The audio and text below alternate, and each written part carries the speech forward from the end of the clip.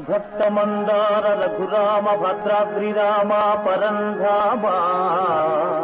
వందారు మందార రవివంశ సుకుమార రఘువీర వందే తవ పాద పంకజం పుత్రకామేష్టియాగ ప్రభావంబునన్ బుద్ధి పిత్రాజ్ఞచే విశ్వామిత్రయాగం బుద్ధరింపంగా ఘోరాటవీ మధ్య తాటకాదులందుని మునివర్యుయాగంబు నిర్విఘ్నమునరించి పాషాణ రూపమున పడియున్న సతికి త్వత్పాద ధూళి సోకింప నిజ రూపముందాల్చి అహల్యా సతీ భజించె నిన్ను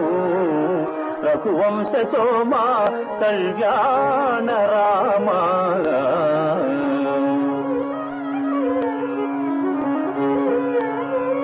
ముని సప్తముని వెంట జనకుని పురమేగి జమదగ్ని గురుచాపఝంకృతుల్ వ్యాపించ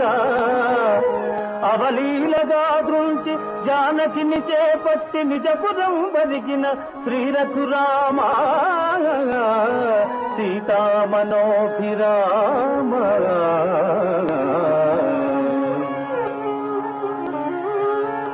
మందరా ప్రేరిత మాట కైకేయి చేపట్టాభిషేక క్రియాంతరాయంబు కలిగించ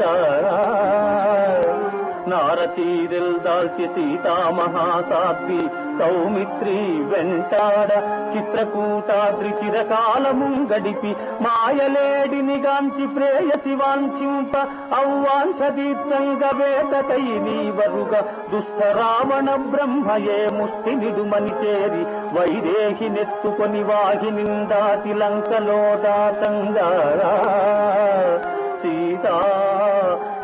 సీతాయటంతు పర్ణశాలను చేరి పడతిని గానక కానలంగాలించి ఋష్యమూకము చేరి చెట్టు తాటున దాగి వాలిని హతమార్చి నిజదారనెతికింత అంజనేయుని వంప లంకాపురింజేరి జానకిని గాంచి ఆనవాలును ఇచ్చి పుచ్చుకొని సూచితి సీతామహాసాధ్విని రామాయటంతు చేరగా వాయుపుత్రుని గాంచి ఆలింగనము సల్పితివో అనుపమ గుణ సాంద్ర